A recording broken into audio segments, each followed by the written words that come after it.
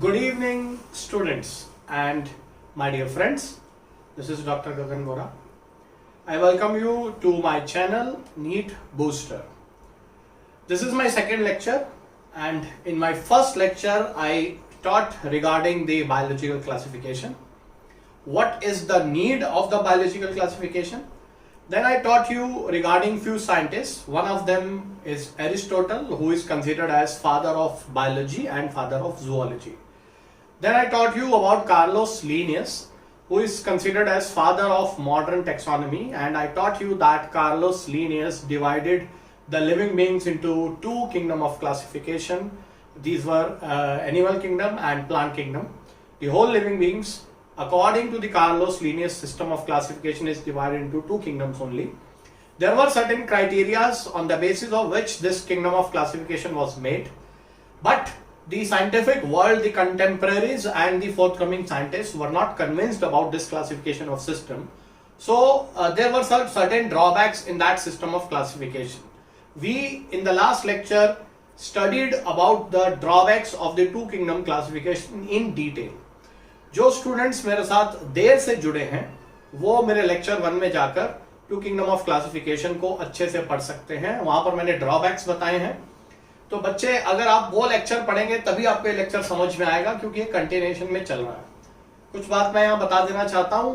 आपको to kingdom classification से 3 kingdom classification, फिर 3 से 4 और 4 से 5 कैसे कनेक्ट हो रहा है ये जानना बहुत जरूरी है. इसीलिए पहले वाला लेक्चर अच्छे से पढ़ो. अगर नहीं देखा है तो पहले वाला लेक्चर देखो, फिर ये लेक्चर देखो, और अगर देखा है और फॉलो कर रहे हैं तो बहुत अच्छी बात है. अब टू किंगडम ऑफ क्लासिफिकेशन में कुछ ड्रॉबैक्स थे. There were certain drawbacks in two kingdom system of classification. वो जो ड्रॉबैक्स थे एक बार मैं जल्दी से दोहरा देता हूं, फटाफट ब्रीफ में. देखो, एक तो जो कार्लोस लिनियस का क्लासिफिकेशन था वो प्रोकैरियोट्स और यूकैरियोट्स को एक साथ रखता था. ये गलत था. दूसरी बात, यूनिसेलुलर और मल्टी सेलुलर को भी एक साथ रखता था. ये भी गलत था. तीसरी बात, फंजाई जो कि हेट्रोट्रोफिक है और प्लांट्स जो कि ऑटोट्रोफिक है. हेट्रोट्रोफिक ऑटोट्रोफिक मैंने पिछले लेक्चर में बताया, उन दोनों को साथ साथ रख देता था. यूग्लिना क्लेमाइडोमोनास जो कि एनिमल्स और प्लांट्स दोनों के फीचर दिखाते थे, उनका उस सिस्टम ऑफ क्लासिफिकेशन में कोई डेफिनेट प्लेस नहीं था. ये हमने लास्ट लेक्चर में डिस्कस किया था. तो माय डियर स्टूडेंट्स, अब पॉइंट यह है कि टू किंगडम से 3 किंगडम कैसे बना होगा. जैसे कि मैंने बताया, मेरी बात पर फिर से गौर करें. यूनिसेलुलर और मल्टी सेलुलर को एक साथ रखा कार्लोस लिनियस ने अपने सिस्टम ऑफ क्लासिफिकेशन में. यूनिसेलुलर और मल्टी सेलुलर. यूनिसेलुलर आप जानते हैं सिंगल सेल वाले, मल्टी सेलुलर आप जानते हैं कि बहुत सारी सेल्स वाले. इन दोनों को एक साथ रखा. तो हीकल ने वहीं से इस चीज को उठाया और 1866 में उन्होंने 3 किंगडम ऑफ क्लासिफिकेशन दिया. अब बेस समझें. देखें, आपको लग रहा होगा यार 3 किंगडम क्लासिफिकेशन, 4 किंगडम क्लासिफिकेशन तो एनसीईआरटी में नहीं है. 2 किंगडम के बाद सीधा 5 किंगडम पे आ जाते हैं. लेकिन मेरे बच्चे, जब तक आप 2 किंगडम से 3 किंगडम पे कैसे पहुंचे और 3 से 4 पे कैसे पहुंचे और 4 से 5 पे कैसे पहुंचे, एक 6 किंगडम भी है, वो भी बताऊंगा लास्ट में, अगले लेक्चर में बताऊंगा. तो 2 से 3, 3 से 4, 4 से 5 तक कैसे पहुंचे, जब तक आप ये समझेंगे नहीं ना, तब तक आपका क्वेश्चन ठीक नहीं होगा. देखो, एनसीईआरटी का ये 1.5 पेज ही है जो मैं इतनी देर से पढ़ा रहा हूं, पिछले लेक्चर में और इस लेक्चर में भी पढ़ाऊंगा. लेकिन सीरीज और प्रोसेस जानना जरूरी है, इसकी तह तक जानना जरूरी है, अंडरस्टैंड करना जरूरी है, इसलिए बता रहा हूं. नहीं तो कोई जरूरत नहीं है, रट्टे रट्टे तो आप सब भूल जाएंगे. देखो, यूनिसेलुलरिटी और मल्टी सेलुलरिटी का डिफरेंस. एक सेल यूनिसेलुलर, बहुत सारी सेल्स मल्टी सेलुलर. आप लोगों को मालूम होना चाहिए कि ऑर्गेनाइजेशन जब हम पढ़ते हैं किसी भी बॉडी का, तो हम ये कहते हैं कि जो है सेल्स से अगर हम बात करेंगे, सेल्स की बात करें अगर हम, तो सेल्स से बच्चे टिश्यूज बनते हैं और टिश्यूज से, ये आपने 9th-10th में भी पढ़ा होगा, टिश्यूज से बनते हैं ऑर्गन्स और ऑर्गन से बनते हैं ऑर्गन सिस्टम. ठीक है, अब ऑर्गन सिस्टम मैं वहां नहीं लिख रहा हूं, या आप समझ सकते हैं. ऑर्गन से ऑर्गन सिस्टम, ओ सिस्टम मतलब ऑर्गन सिस्टम बनते हैं.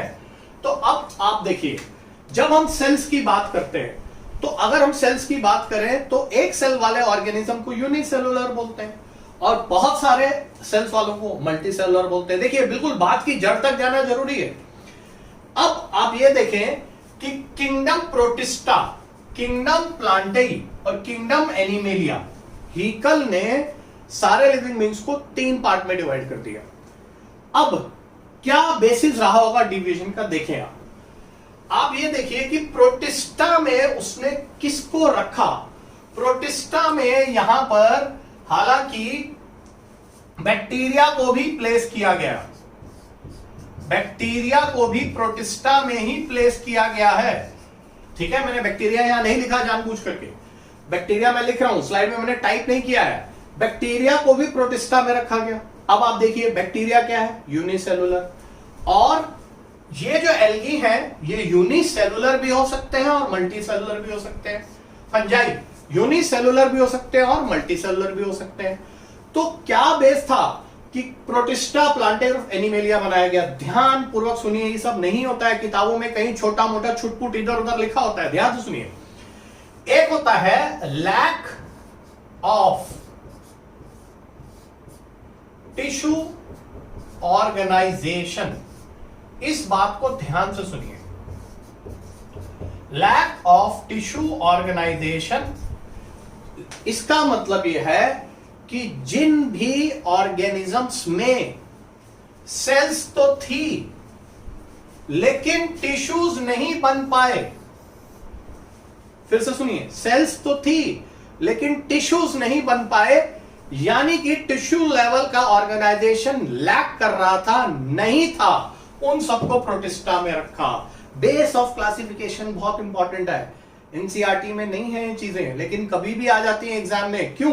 क्योंकि इसी से तो आप आगे पढ़ेंगे ना, प्लांट किंगडम में जाएंगे, एनिमल किंगडम में जाएंगे, किंगडम फंजाई भी पढ़ेंगे, तो पता ही नहीं होगा आप किस डायरेक्शन में जा रहे हैं। जहां पर जिस भी ऑर्गेनिज्म में टिश्यू ऑर्गेनाइजेशन नहीं था उन सबको प्रोटिस्टा में रखा गया। जैसे बैक्टीरिया, टिश्यू ऑर्गेनाइजेशन हो ही नहीं सकता, बैक्टीरिया क्या है, यूनिसेलुलर है, तो टिश्यू ऑर्गेनाइजेशन का मतलब नहीं है। एल्गी और फंजाई ये यूनिसेलुलर भी हो सकते हैं, मल्टी सेलुलर भी हो सकते हैं। मल्टी सेलुलर होने के बावजूद इनमें टिश्यू ऑर्गेनाइजेशन नहीं था, तो जिनमें लैक ऑफ टिश्यू ऑर्गेनाइजेशन था उनको प्रोटिस्टा में रख दिया, और जहां पर टिश्यू ऑर्गेनाइजेशन था उसके 2 पार्ट बना दिए। फोटोसिंथेसिस वालों को प्लांटे में रख दिया और दूसरे वालों को एनिमेलिया में रख दिया। तो जिनमें टिश्यू ऑर्गेनाइजेशन था उनमें जो फोटोसिंथेसिस करते थे उनको प्लांटे में, और जिनमें टिश्यू ऑर्गेनाइजेशन था और जिनमें फोटोसिंथेसिस करने की कैपेबिलिटी नहीं थी उन्हें एनिमेलिया में रख दिया। तो हीकल ने बेसिकली 3 किंगडम बनाए, प्रोटिस्टा, प्लांटे और Animalia, on the basis of tissue organisation.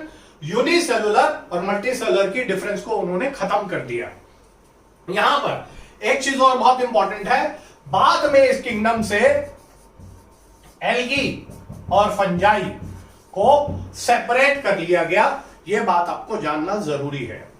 तो लैक ऑफ टिश्यू ऑर्गेनाइजेशन जिसमें था, यानी कि टिश्यू ऑर्गेनाइजेशन नहीं था, लैक ऑफ टिश्यू ऑर्गेनाइजेशन मतलब टिश्यू ऑर्गेनाइजेशन नहीं था प्रोटिस्टा, और टिश्यू ऑर्गेनाइजेशन जिसमें था और फोटोसिंथेसिस करते थे प्लांटेई, और टिश्यू ऑर्गेनाइजेशन था और फोटोसिंथेसिस नहीं करते थे एनिमेलिया।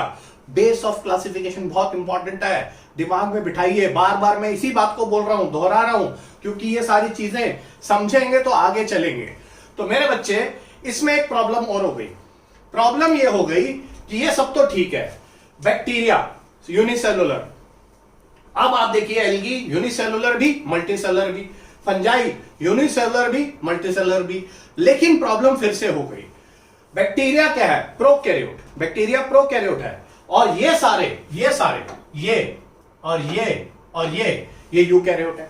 तो फिर से इस सिस्टम ऑफ क्लासिफिकेशन की ड्रॉबैक क्या है, प्रोकैरियोट और यूकैरियोट एक साथ आ गए, यूनिसेलुलरिटी और मल्टीसेलुलरिटी का इश्यू सॉल्व हो गया, लेकिन प्रोकैरियोट और यूकैरियोट एक साथ आ गए। तो यहां से फिर एक और सिस्टम ऑफ क्लासिफिकेशन आया, जिसे 4 kingdom of system of classification कहते हैं, जो कॉपलैंड ने दिया, उसके ऊपर हम डिस्कशन अब करेंगे। तो स्टूडेंट्स, अब आप देखो 4 किंगडम ऑफ क्लासिफिकेशन कैसे आया, बेस क्या है, क्यों 4 किंगडम ऑफ क्लासिफिकेशन आया, कैसे बन गया, यह जानना जरूरी है। जैसे कि मैंने आपको बताया कि three kingdom of classification prokaryote और यूकैरियोट को एक साथ ही रखता है, डिफरेंशिएट करना नहीं सिखाता है, सिखाता नहीं है, ये सिखाता है। देखो क्यों फोर किंगडम ऑफ क्लासिफिकेशन आया, कैसे आ गया होगा, वो ऐसे आ गया होगा कि जब माइक्रोस्कोपी में एडवांसमेंट हुई, ध्यान से सुनिए, माइक्रोस्कोप समय के साथ साथ साथ साथ उनमें सुधार होते चले गए, सूक्ष्मदर्शी जैसे माइक्रोस्कोप, जैसे हिंदी में सूक्ष्मदर्शी कहते हैं, उसमें सुधार होते चले गए। और जब माइक्रोस्कोप में सुधार हुए तो क्या हुआ कि ऑप्टिक और इलेक्ट्रॉनिक माइक्रोस्कोपी जब साइंटिस्ट लोग ज्यादा यूज करने लगे, तब उनको सेल के अंदर न्यूक्लियस के बेसिस पर प्रोकैरियोट और यूकैरियोट में डिफरेंस समझ में आया। देखो पहली सेल तो रॉबर्ट हुक ने देख ली थी बहुत पहले, ठीक है, मैं पहली सेल की बात नहीं कर रहा हूं। जब एडवांसमेंट हुई माइक्रोस्कोपी में तो साइंटिस्ट लोग जैसे शेटॉन एक साइंटिस्ट थे, ठीक है, उन्होंने यह बताना शुरू किया कि प्रोकैरियोट क्या और यूकैरियोट क्या। तो मैंने आपको पहले लेक्चर में बताया था कैरियो मतलब न्यूक्लियस होता है मेरे बच्चे, जिसको नहीं पता चल रहा प्रोकैरियोट यूकैरियोट पिछले लेक्चर में जाओ। कैरियो मतलब न्यूक्लियस, प्रो मतलब उसमें न्यूक्लियस डिस्टिंक्ट न्यूक्लियस या वेल ऑर्गेनाइज्ड न्यूक्लियस नहीं है। तो प्रोकैरियोट वो होते हैं जिनमें न्यूक्लियस की जगह पर न्यूक्लियोइड होता है, ये हमने पढ़ा था। मेम्ब्रेन बाउंड न्यूक्लियस नहीं है, न्यूक्लियोइड होता है। आगे हम जब मोनरा में जाएंगे तो उसी न्यूक्लियोइड को जीनोफोर भी कहते हैं, उसी न्यूक्लियोइड को प्रोक्रोमोसोम भी कह देते हैं, इंसिपिएंट न्यूक्लियस भी कह देते हैं, सब आगे पढ़ेंगे, इसमें चिंता नहीं करेंगे आप। सिर्फ ये कह रहा हूं कि प्रोकैरियोट का मतलब डिस्टिंक्ट न्यूक्लियस नहीं है और यूकैरियोट का मतलब है डिस्टिंक्ट न्यूक्लियस है। तो यहां लिखा भी है मैंने स्लाइड पर, देखो। तो शेटॉन ने यह बताया कि प्रोकैरियोट और यूकैरियोट क्या है। जब यह पता चलना शुरू हो गया साइंटिस्ट लोगों को कि यार प्रोकैरियोट और यूकैरियोट क्या है माइक्रोस्कोपी की वजह से, तो साइंटिस्ट लोगों को लगा यार ये तो बहुत बड़ी गलती हो गई। हमने क्या किया, हमने तो बैक्टीरिया को उठा के जो है फंजाई एल्गी के साथ डाल दिया। तो जब बैक्टीरिया तो प्रोकैरियोट है और फंजाई और एल्गी तो यूकैरियोट है, तो फिर कॉपलैंड ने क्या करा, प्रोकैरियोट और यूकैरियोट को अलग अलग कर दिया। देखो बेस समझो, सिस्टम ऑफ क्लासिफिकेशन का बेस क्या है, प्रोकैरियोट यूकैरियोट को अलग किया और प्रोकैरियोट में बना किंगडम मोनरा और यूकैरियोट में बना प्रोटिस्टा, प्लांटेई और एनिमेलिया। ठीक है, वो इवोल्यूशनरी पॉइंट ऑफ से मैंने नहीं लिखा, ऐसे लिख दिया है, प्रोटिस्टा, प्लांटेई और एनिमेलिया। ये किस में रखा गया, यूकैरियोट्स में, और मोनरा किस में रखा गया, प्रोकैरियोट में। तो ये सिस्टम ऑफ क्लासिफिकेशन आपके प्रोकैरियोट और यूकैरियोट को अलग कर देती है। और फिर वही समस्या, क्या ये सिस्टम ऑफ क्लासिफिकेशन परफेक्ट है? तो इसका उत्तर है नहीं। प्रॉब्लम कहां पर है? प्रॉब्लम भी पता होना चाहिए।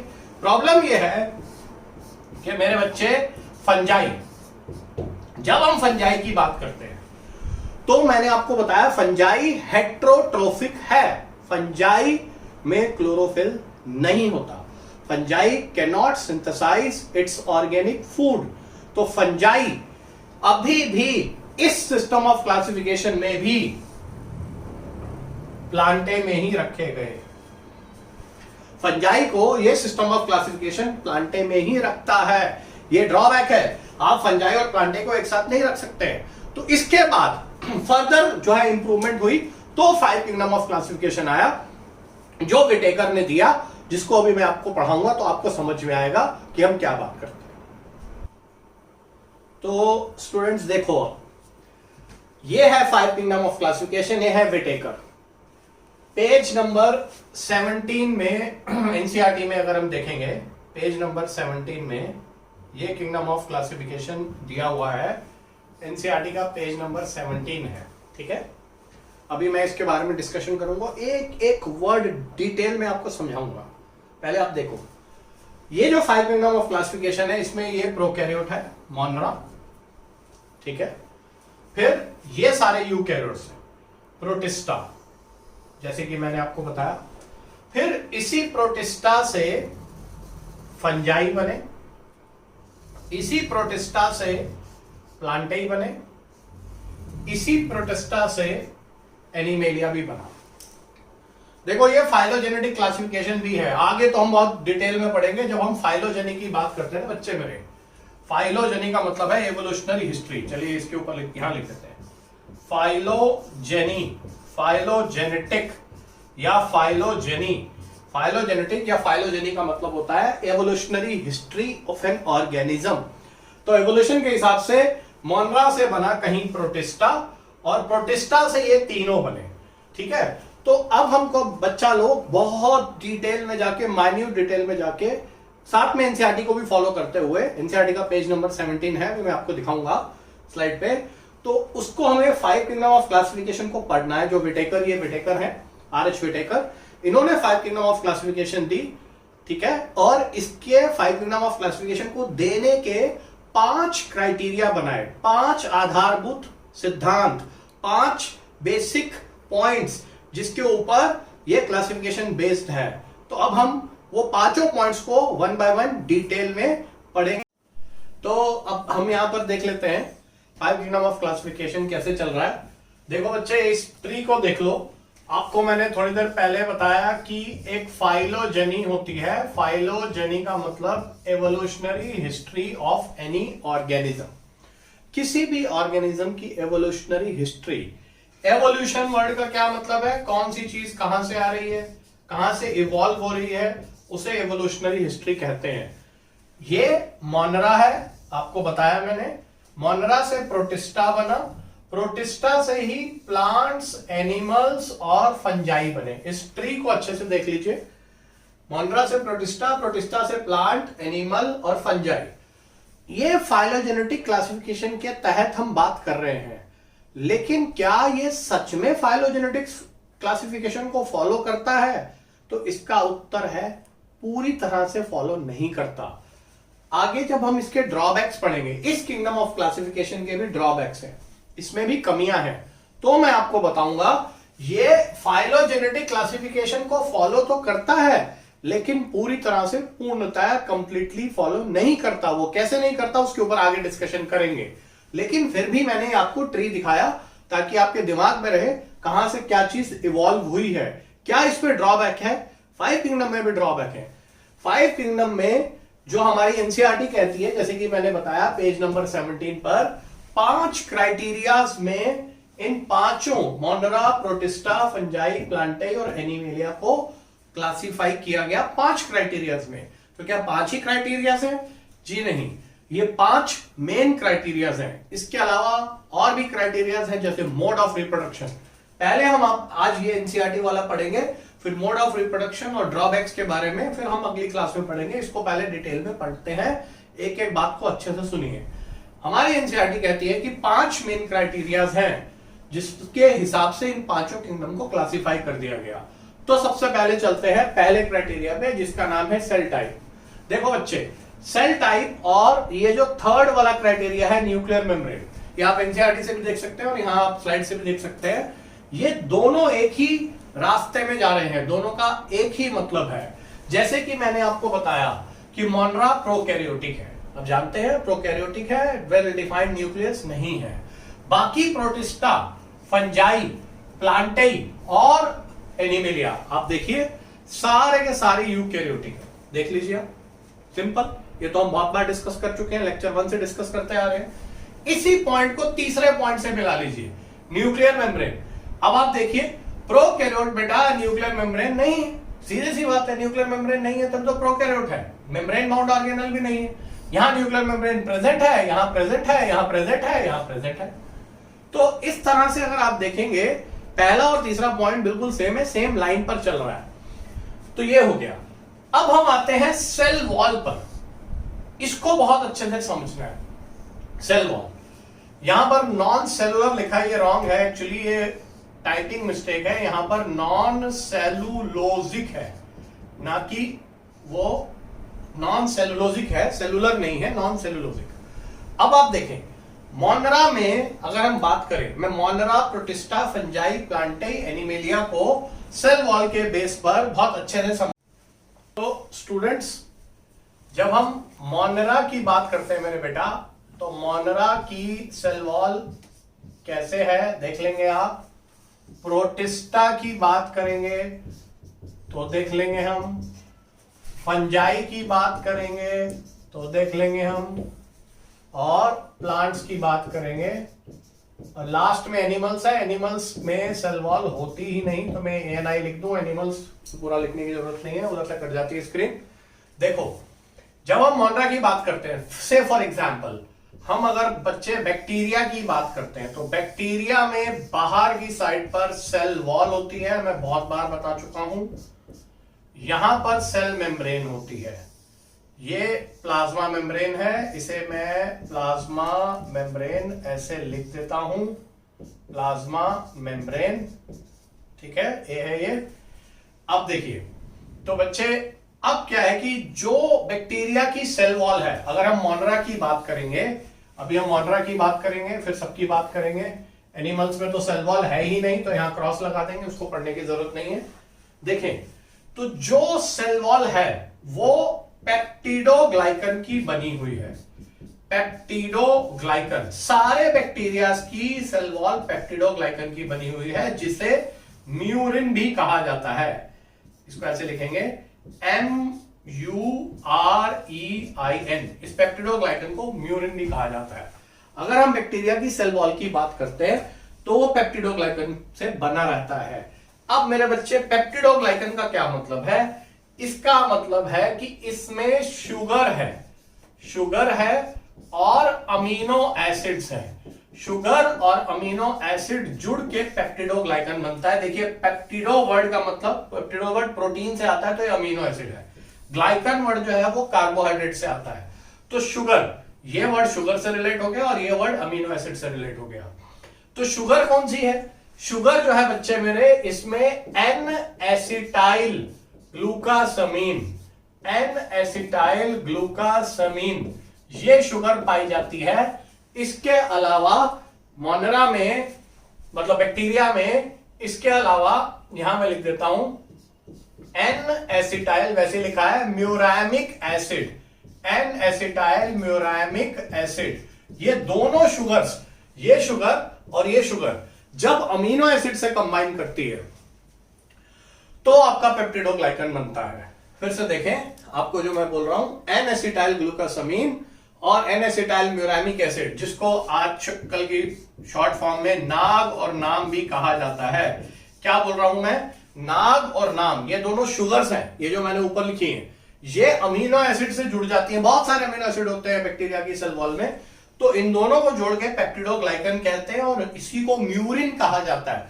तो ये पेप्टिडोग्लाइकन जो है वो सेल वॉल में प्रेजेंट है। इसीलिए आपकी एनसीईआरटी में लिखा है कि नॉन सेलुलोजिक सेल वॉल है, यानी सेलुलोज नहीं है। सेलुलोज की बजाय बैक्टीरिया की सेल वॉल में पेप्टिडोग्लाइकन है, विच इज, मैं दोबारा से बता रहा हूं, is a combination of sugar and amino acid.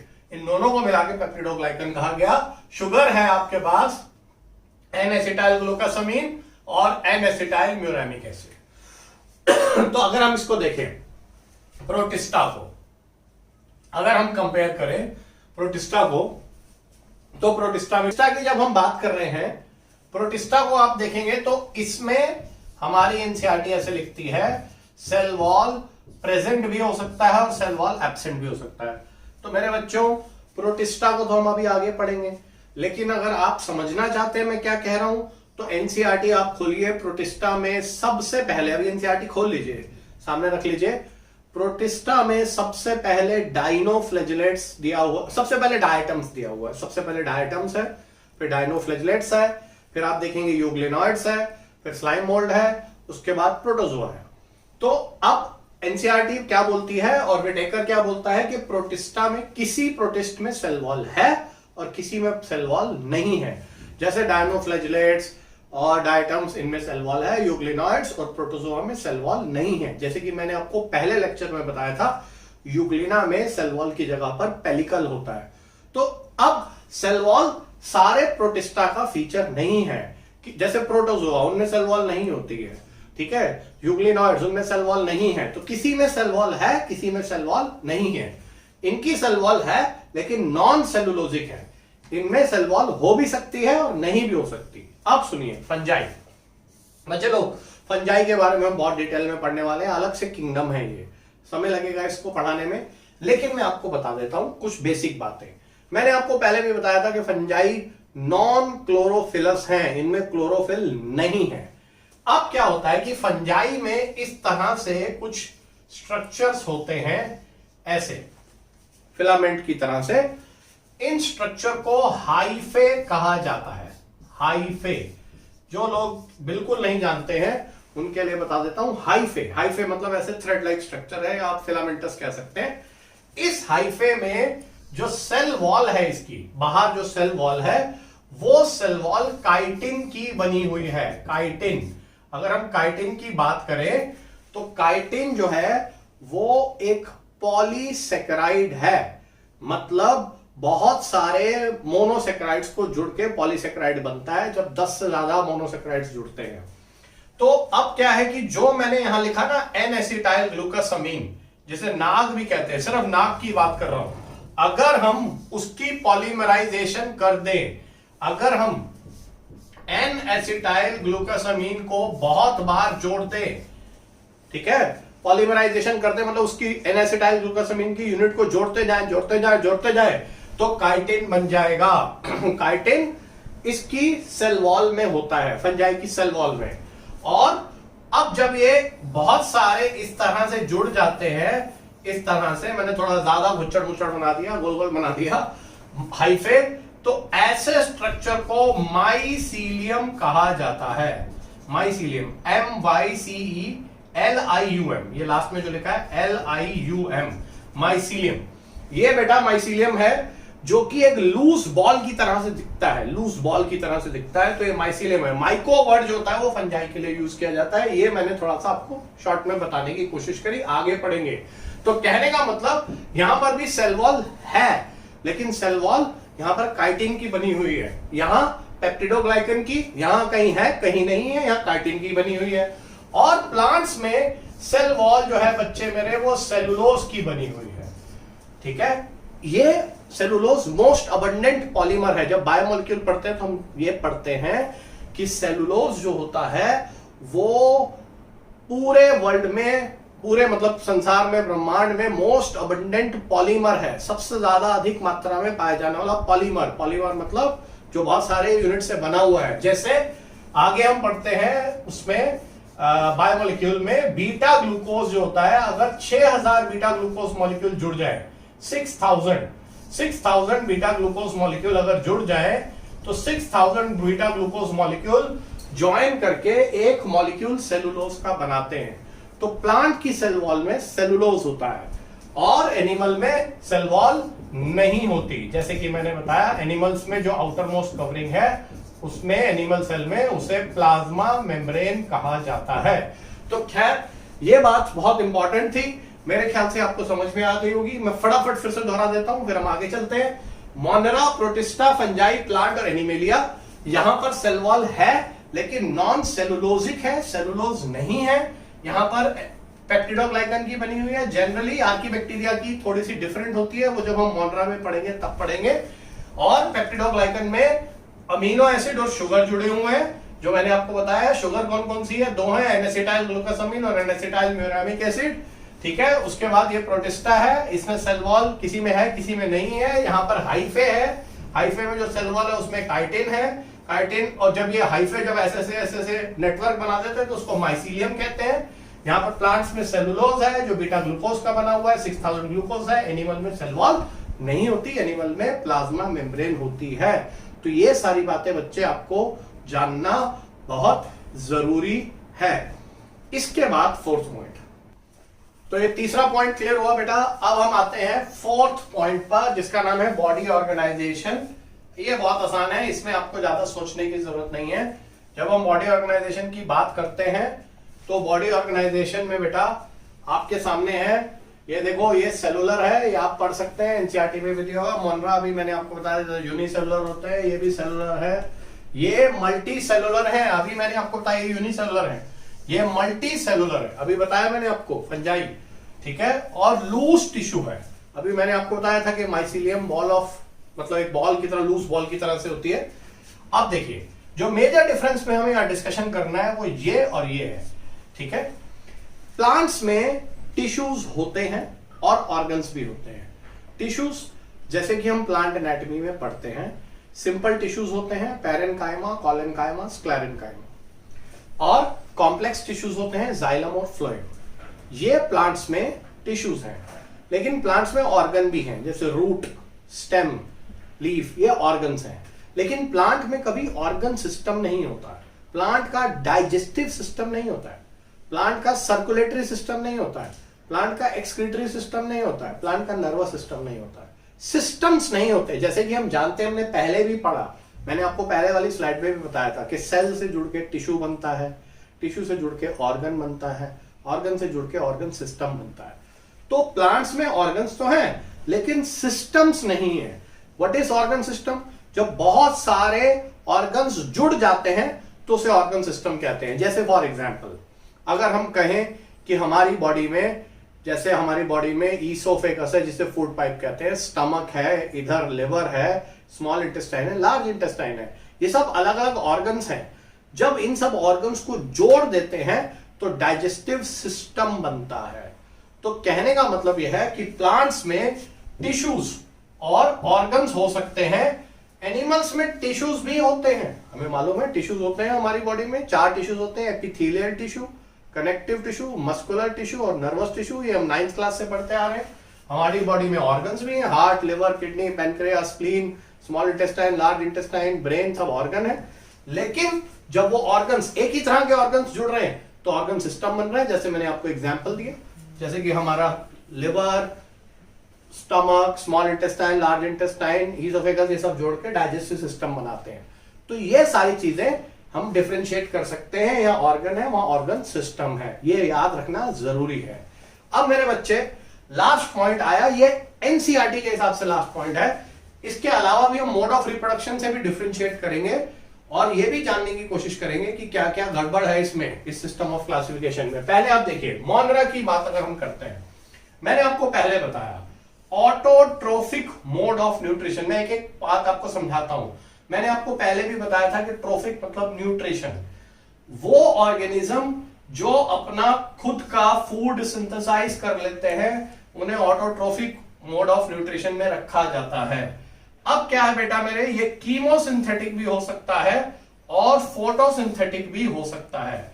Bacteria chemosynthetic भी हो सकते हैं। कभी कभी बैक्टीरिया अपने या मोनरा अपने ऑर्गेनिक फूड की फॉर्मेशन के लिए कुछ केमिकल्स की हेल्प लेते हैं। जब वो केमिकल्स की हेल्प लेते हैं तो उन्हें कीमो ऑटोट्रोफ कहा जाता है। देखिए, ऑटोट्रोफ का मतलब है खुद से अपना ऑर्गेनिक फूड सिंथेसाइज करना।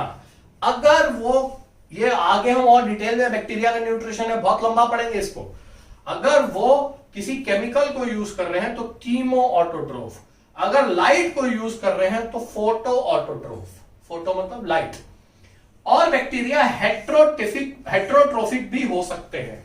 हेट्रोट्रोफिक का क्या मतलब है? हेट्रोट्रोफिक का मतलब है जैसे आपके दही में बैक्टीरिया होता है लैक्टोबैसिलस, तो वो हेट्रोट्रोफिक है, दूसरे ऑर्गेनिज्म पर डिपेंड कर रहा है फूड के लिए। सेप्रोफाइट, बेटा सेप्रोफाइट का मतलब ये होता है कि जैसे देखो, सेप्रोफिटिक मोड ऑफ न्यूट्रिशन क्या है, इसको समझ लेना बहुत जरूरी है।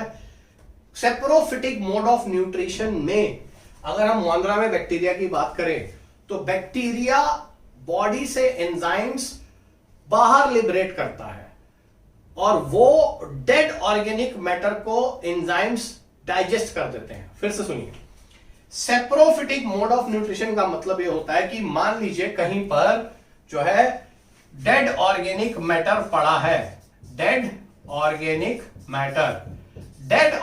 मैटर अगर कहीं है, जहां पर कोई ऑर्गेनिक मैटर है जो डेड हो चुका है, तो बैक्टीरिया उसके आसपास अगर है तो वो एंजाइम लिबरेट करेंगे और एंजाइम वो जो है उस डेड ऑर्गेनिक मैटर को डाइजेस्ट कर देंगे और फिर वहां से वो बैक्टीरिया जो है न्यूट्रिशन लेगा। तो इसे सेप्रोफिटिक मोड ऑफ न्यूट्रिशन कहा जाता है।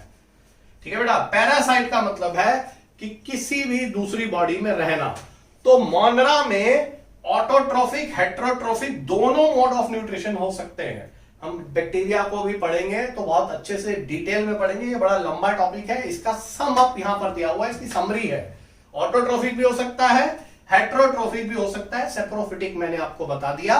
एंजाइम्स बॉडी के बाहर लिबरेट हो रहे हैं बैक्टीरिया के, जिसकी वजह से डाइजेशन हो रहा है। इसी तरह से अगर प्रोटिस्टा की बात करते हैं तो प्रोटिस्टा भी ऑटोट्रोफिक हो सकते हैं और हेट्रोट्रोफिक भी हो सकते हैं। प्रोटिस्टा में जैसे हम डायटम्स की बात करते हैं तो डायटम्स प्रोड्यूसर्स हैं। हम एनसीईआरटी अगर पढ़ते हैं तो वहां लिखा हुआ चीफ प्रोड्यूसर्स ऑफ ओशन, ये फोटोसिंथेसिस भी कर सकते हैं। और हेट्रोट्रोफिक भी हो सकते हैं जैसे प्रोटोजोआ, ठीक है। और मिक्सोट्रोफिक भी हो सकते हैं। मिक्सोट्रोफिक एक वर्ड है जिसे हम ऐसे भी लिख सकते हैं, मिक्सोट्रोफिक। तो मिक्सोट्रोफिक मेरे बच्चे यूग्लिना में होता है, क्योंकि यूग्लिना आगे जब हम पढ़ेंगे प्रोटिस्टा में, यूग्लिना प्लांट और एनिमल दोनों के फीचर दिखाता है। लाइट की प्रेजेंस में यूग्लिना जो है वो फोटोसिंथेटिक हो जाता है और लाइट की एब्सेंस में हेट्रोट्रोफिक हो जाता है। फिर से समझ लें, लाइट की प्रेजेंस में ऑटोट्रोफिक है, लाइट की एब्सेंस में हेट्रोट्रोफिक है, इसलिए मिक्स हो गया, इसलिए मिक्सोट्रोफिक कह दिया। तो प्रोटिस्टा ऑटोट्रोफिक भी हो सकते हैं, फोटोसिंथेटिक भी और हेट्रोट्रोफिक भी। फंजाई मेरे बच्चे ध्यान रखिए, फंजाई में क्लोरोफिल नहीं है, फंजाई नॉन ग्रीन है, इसीलिए हमेशा हेट्रोट्रोफिक ही रहेंगे। या तो सेप्रोफिटिक रहेंगे या फिर पैरासिटिक रहेंगे। पैरासिटिक मतलब किसी दूसरे की बॉडी में रहना, और सेप्रोफिटिक अभी मैंने आपको बताया। जैसे फॉर एग्जांपल इस बात को याद रख लीजिए, अगर कहीं पर कोई ऑर्गेनिक मैटर है, जैसे मान लीजिए किसी जगह पर सॉइल में कोई छोटे छोटे ऑर्गेनिज्म मर गए हैं, पेड़ की टहनियां टूट के पत्तियां गिर गई हैं, कोई डेड ऑर्गेनिज्म है, चाहे वो प्लांट की फॉर्म में है, या फिर मान लीजिए कैटल डंग है जिसे गाय का गोबर कहते हैं, या एनिमल एक्सक्रीटा है जो एनिमल के जो वेस्ट प्रोडक्ट होते हैं, इन सबको दो ही फंजाई और बैक्टीरिया ये सेप्रोफिटिक मोड ऑफ न्यूट्रिशन से इन दोनों इस जो डेड ऑर्गेनिक मैटर है इसको डीकंपोज कर देते हैं। तो इसीलिए इन्हें सेप्रोफिटिक कहा गया है, इधर भी और इधर भी। ये दोनों फंजाई और बैक्टीरिया दोनों अपनी बॉडी से एंजाइम्स को बाहर लिबरेट कर देते हैं, जिससे वो डेड ऑर्गेनिक मैटर डाइजेस्ट हो जाता है, फिर वहां से वो न्यूट्रिशन ले सकते हैं। प्लांट्स ज्यादातर ग्रीन है मैक्सिमम, ठीक है, इसीलिए ऑटोट्रोफिक मोड ऑफ न्यूट्रिशन बोला गया। फोटोसिंथेटिक होते हैं प्लांट्स, और एनिमल्स हेट्रोट्रोफिक ही होते हैं बेटा। एनिमल्स तो आप समझ सकते हैं, हमारे में तो क्लोरोफिल नहीं है। होलोजोइक, अब देखो होलो का मतलब है कंप्लीट और जोइक का मतलब है, वैसे जोइक का मतलब एनिमल होता है, लेकिन यहां होलोजोइक का मतलब क्या है? होलोजोइक का मतलब हम अपने हिसाब से अगर हम अपने आप को कंसिडर कर लेंगे ना तो समझ में आ जाएगा। होलोजोइक का मतलब यह है कि आपने फूड को एनगल्फ किया। एनगल्फ करने का मतलब निगल लिया। जब आप फूड को एनगल्फ करते हैं तो हम होलोजोइक मोड ऑफ न्यूट्रिशन बन जाता है हमारी बॉडी का। होलोजोइक का मतलब है या तो आप निगल रहे हैं या चबा के निगल रहे हैं, पीसीज में निगल रहे हैं। जैसे आप एक रोटी खा रहे हैं, उसको तोड़ तोड़ के खा रहे हैं तो निगल रहे हैं, तो होलोजोइक हुआ इंजेशन। आपने फूड को इंजेस्ट कर लिया। इंजेस्ट करने का मतलब आपने अंदर फूड को बॉडी में डाल दिया, उसके बाद डाइजेस्टिव एंजाइम उसको डाइजेस्ट कर रहे हैं। डाइजेस्ट करने के बाद वो बॉडी में एब्जॉर्ब हो रहा है। तो ये सब होलोजोइक मोड ऑफ न्यूट्रिशन है जो हमारे डाइजेस्टिव सिस्टम में हो रहा है। तो एनिमल्स में ऐसा होता है, ठीक है। और कुछ कुछ एनिमल्स में सेप्रोफिटिक भी हो सकता है, लेकिन मैक्सिमम मतलब एनिमल्स हमेशा हेट्रोट्रोफिक होते हैं, क्योंकि यहां पर कोई क्लोरोफिल नहीं होता। आप समझ सकते हैं फोटोसिंथेसिस की कोई गुंजाइश नहीं है।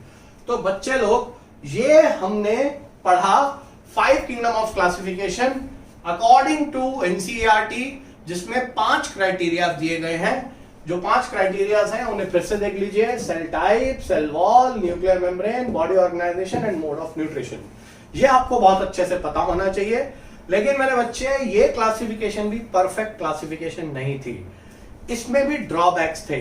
इस क्लासिफिकेशन में और भी कुछ क्राइटेरिया शामिल किए गए, जैसे मोड ऑफ रिप्रोडक्शन। तो अभी आज मैं इस लेक्चर को यहीं खत्म करता हूं।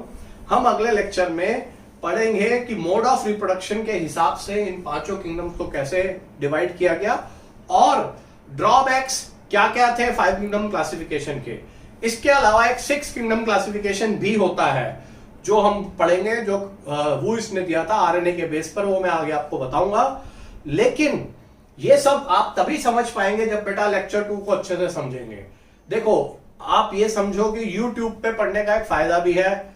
फायदा ये है कि आप इसे बार बार रिवाइंड करके देख सकते हैं, स्लो करके देख सकते हैं, जहां नहीं समझ में आता दोबारा लगा के देख सकते हैं। आपके पास मोबाइल है, आपके पास एक ऐसी टेक्नोलॉजी है जिसे आप पॉज करके या जहां पर भी जो समझ में नहीं आता उसे दोबारा देख सकते हैं।